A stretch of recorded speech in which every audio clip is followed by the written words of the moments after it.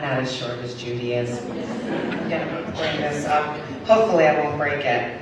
I don't think my voice can carry that far, as big as it is. Good evening. My name is Tammi Morris, and I came to the Capital Area Pregnancy Center on February 22nd, 2006. But before you will understand the depth of what that meant, the impact it had that day and the impact it's had since then, I have to tell you a little bit about myself. Now, I have been given a time limit. I will try to respect that time limit in as much as possible, and I'm going to start the timer right now. I was born in 1972. I have a twin brother who was born with special needs due to complications during pregnancy. My mother was mentally ill. She was either suicidal or homicidal. She was probably bipolar, undiagnosed, but heavily addicted to prescription drugs. She was abused in every way a child could be abused. When she had my brother Tony and I, she wanted us. But she didn't know how to love us because everything she was taught was broken. So everything I say to you, I don't want it to be an indictment on her. Rather, I want where this has ended up to glorify God. God is the God of the impossible. No matter how broken somebody is, no matter how far down the pit they go, they are never too far beyond his reach. So I was abused in every way a child could be abused. I was abused physically, verbally, sexually. I was in and out of foster homes, chained to beds, forced to wet myself, bathed in dirty water, fed last, bullied in school relentlessly, forced to grow up too quick, to be almost a companion, borderline spouse to my mother. I was responsible for my twin brother, who was legally blind. As I had mentioned, there were complications during our birth. There was a lot of weight on me. We were in abject poverty. We were isolated. There were no familial connections. She had no friends because she was depressed and not well adjusted. By the time I was 15, I was pregnant. But the good news about that is that on February 14, 1988, I gave birth to my daughter, Ashley, a Valentine's baby. Not long after I had Ashley, her maternal grandparents filed a petition for full custody, calling me unfit. I was 16 years old. I was afraid. I was alone. I did not have the support of my mother. And I was living with them, and one day I was just locked out. The reality was, I wasn't unfit as a mother. I was broken as a human being. I had never harmed my child. I just didn't know how to do it, and I was asking for help. It ended in joint custody, and at that time I had to make a decision. What was best for Ashley, to lose her entirely or to maintain a presence in her life? And so I did, and it was the most painful thing I had ever done. Maintaining presence without any real value. I was broken. I was with a man who was also abusive. I had been a high school dropout at that point because when I got pregnant, I was told I could no longer go to normal school. Well, it was 1988. I pursued my GED, and I got it. And I even started going to college. I had determined in my mind that I was going to dig my way out of the projects of Syracuse, New York. And that I was going to move into the suburbs, I was going to be successful, and I was going to have a lot of power, and nobody would ever be able to take my child from me again. What happened next was unexpected, and it was tragic. While on birth control, regardless of which side of the aisle you fall on, that's either good or bad, but it was what it was. And I became pregnant. Without even thinking about it, I made an appointment at an abortion clinic, and I aborted my child. It was the most horrific experience ever. It was the worst form of self-mutilation that a woman can perform on herself. But all it did was it verified my low self-worth.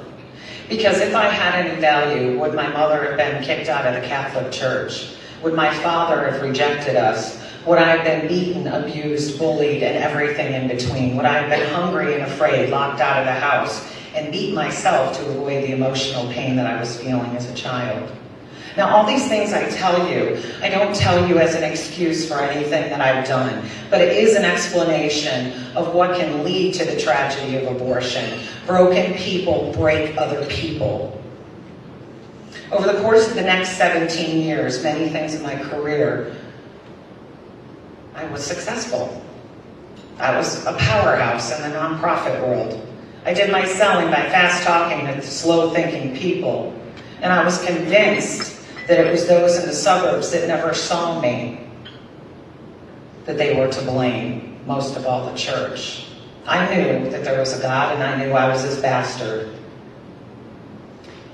So, while I excelled in my career, I declined in moral depravity. All the things I said I'd never do, I did. I married.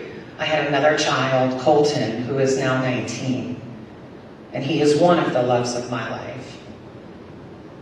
But soon after Colton was born, I left his father because broken people have a lot of buttons to push. And if you know what marriage is like, those buttons get pushed, intentionally or unintentionally. So I left him because he was the problem. I continued to rise in my career, a young deputy director of a large nonprofit, $26 million a year, 8 counties, 115 staff. I was a success. I was a personal train wreck.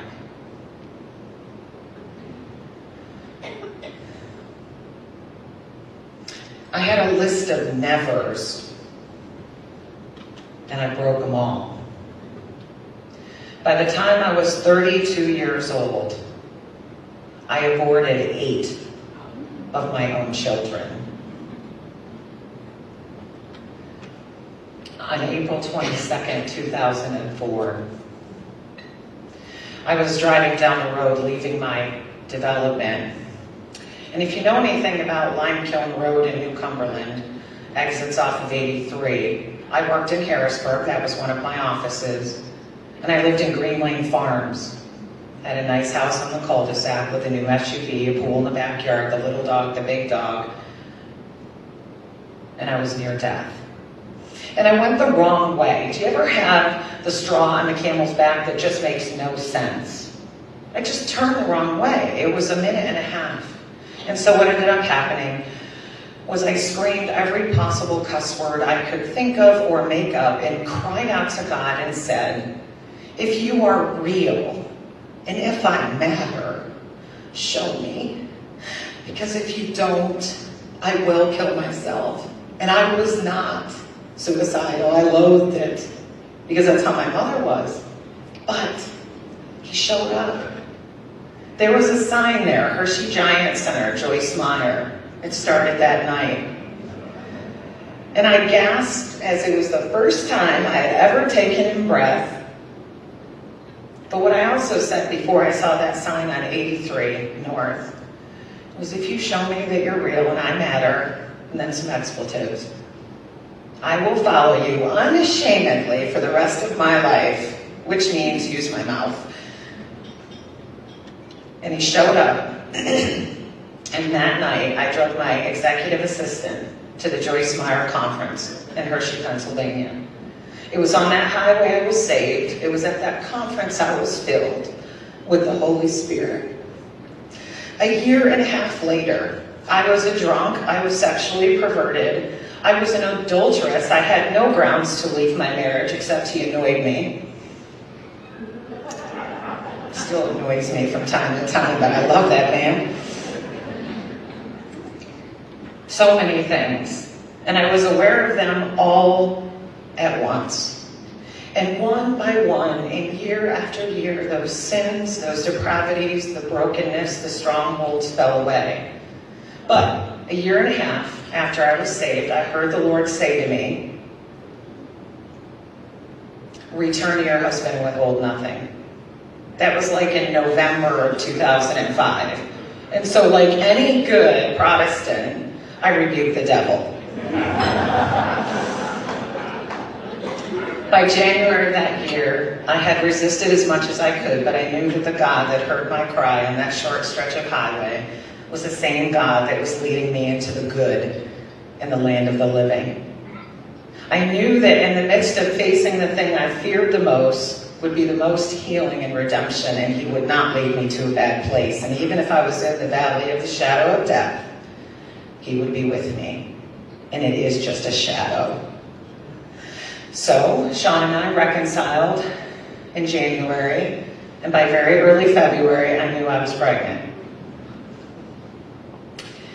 I had been attending Christ Community Church in Camp Hill, the baby bottle blast. And so that's how I knew about you guys. That's how I knew about what you did. And I was so afraid that I called and made an appointment. And Sean and I came in, and we got the first ultrasound of our baby. How's it on the screen? Oh, I sent it to you, that's right. I was so worried about being turned to the right page. Anyway, I'm almost done. On September 4th, 2006, Caleb was born.